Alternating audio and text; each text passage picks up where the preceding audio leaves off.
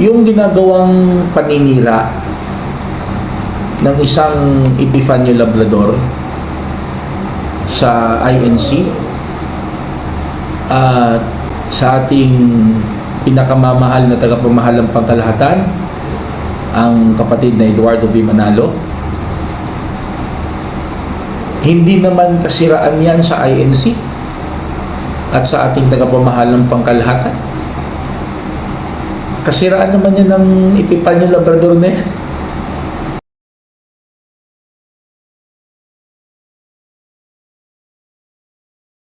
Alam niyo mga kaistorya, at mga 2 nights na akong kulang sa tulog eh. Kasi yun nga, ang anak ko may sakit. Tapos hindi man pwedeng hindi ako magtrabaho, hindi pwedeng hindi ako mag-program sa radio. Kasi sino uupo doon? Wala. Hindi pwede. Kaya kailangan ko ng food supplement na magko-compensate sa pagod ko. Ito, Genesis Organic Spirulina, mga kaistorya. Itong Genesis Organic Spirulina, ito ay isang blue-green algae, isang plant. Hindi ito synthetic drug. Hindi po. Ito ay itinanim sa fresh mineral water in an environment with low pollution, at ito ay punong-puno ng mga nutritional contents na kailangan ng ating katawan. Okay? So, ito yung aking sikreto. Ngayon, hindi na sikreto kasi sinabi ko na sa inyo. Kaya bago tayo patuloy sa ating balitaktakan, inom muna tayo ng Genesis Organic Spirulina para mawala ang ating pagod, mga kaistorya.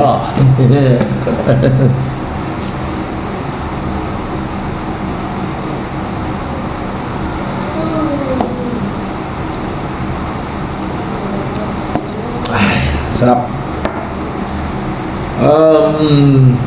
Ito po ay mabibili online at sa mga Mercury Drug Stores and pharmacies nationwide, mga kaistorya.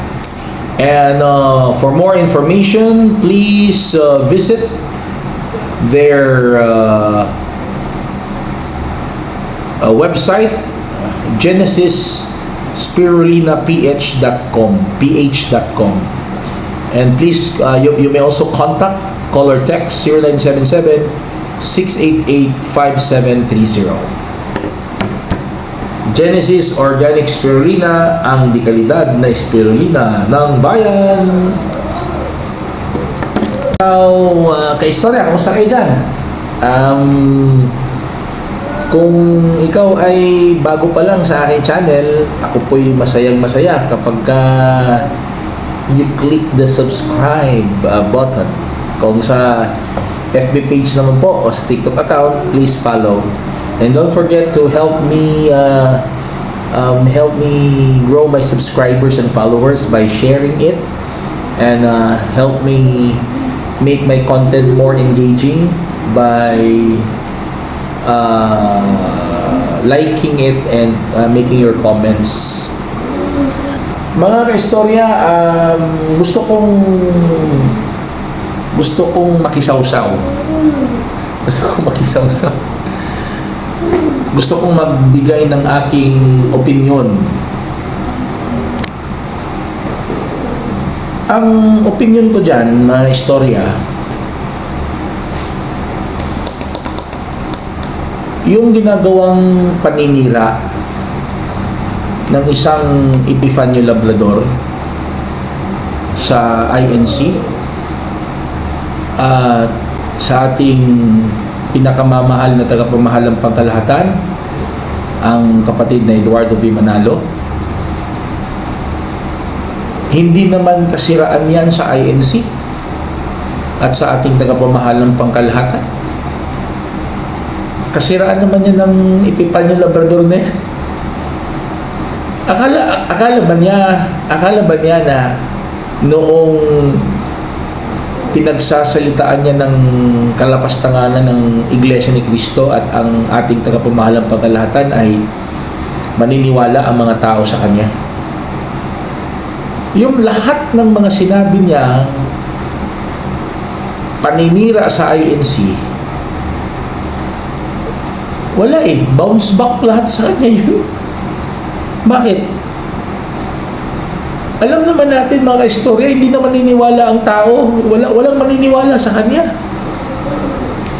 Walang maniniwala sa kanya mula Pilipinas hanggang sa buong mundo. Bakit?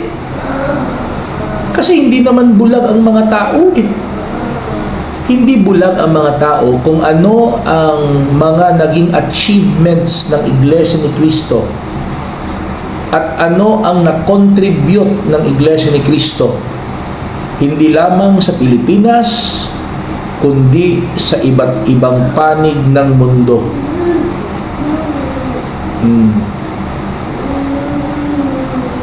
Pero yung vlogger na yun naninira sa iglesia, ano achievement niya? Ano ang na-contribute niya sa mundo? Ano na-contribute niya sa Pilipinas? Eh sige, liitan na lang natin. Ano na-contribute niya sa kanyang barangay? Meron ba siyang na-contribute? Kahit sa barangay or kahit doon na lang sa zone nila. Doon sa zone na lang nila mga istorya. Wala. Ang Iglesia ni Cristo, hindi lamang sa mga bagay na espiritual, kahit sa mga socio-civic activities, sa mga outreach program, sa mga pagbibigay ng lingap sa mga biktima ng mga kalamidad, hindi lamang sa Pilipinas, kundi sa buong mundo. Yung Eco Farm Project ng Iglesia ni Cristo sa Africa, yung ginawa ng Iglesia ni Cristo sa Leyte, yung mga lingap na mga katakot-takot sa dami, na kapag ka ang Iglesia ni Cristo ay nagbibigay ng lingap, ay halos hindi na makalakad ng isang tao sa dami ng ibinibigay.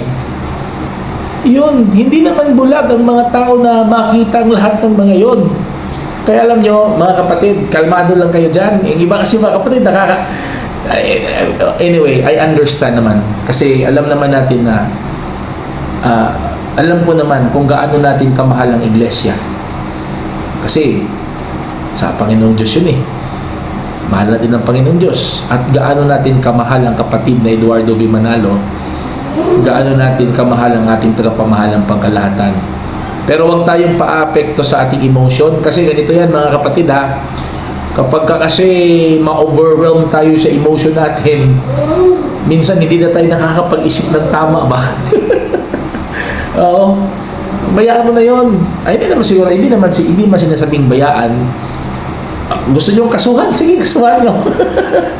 Kasi ayaw naman mga talagang sinasabi niya, kalibel-libel naman talaga yun eh. Pero ang effect sa akin, alam nyo, wala. Natatawa ako.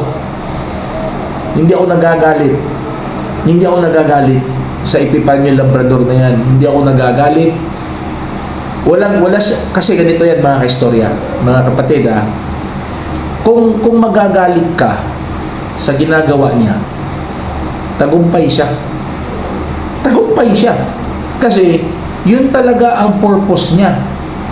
Yun talaga ang purpose niya. Magalit ang mga kaanib sa Iglesia ni Cristo. Bulabugin ang mga kaanib sa Iglesia ni Cristo. Kaya kung magagalit tayo, tagumpay siya. Hindi, walang effect yan. Hindi tayo dapat maapektuhan. Kasi alam natin na mabuti ang iglesia. Alam natin na mabait ang ating tagapamahalang pangkalahatan.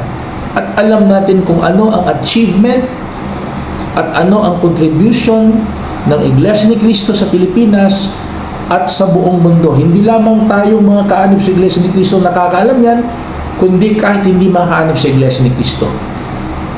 Diba? Kapag may mga malalaking event tayo, sino ba mga bumabati sa Iglesia ni Cristo?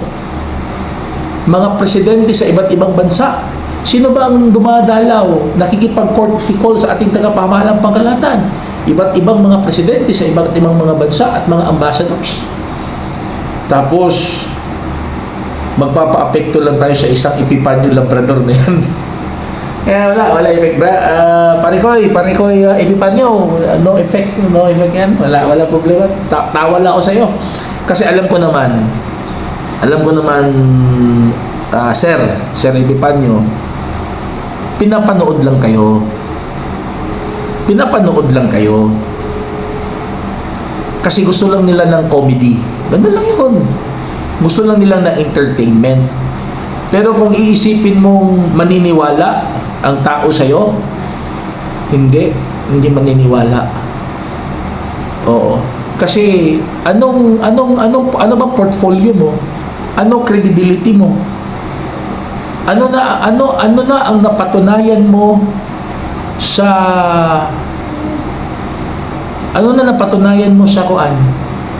sa Pilipinas para paniwalaan ka ng tao? Wala eh.